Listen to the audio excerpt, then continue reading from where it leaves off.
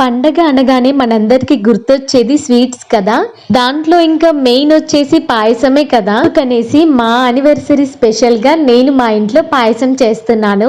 మా బాబేమో పాయసం అంటే ఎగిరి గంతులేస్తాడు. వాడికి పాయసం అంటే చాలా ఇష్టం. మరి ఓన్లీ పాయసమేనా, కేక్ కటింగ్ ఉండదా అక్క అంటారా? ఏమో చూడాలి.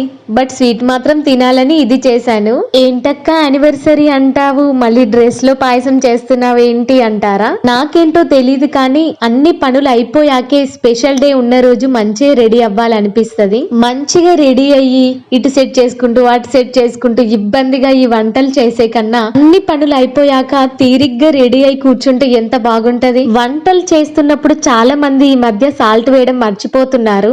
అలా అని నేను షుగర్ వేయడం మర్చిపోతానేమో అనుకున్నాను వీడియో తీసే మైకంలో.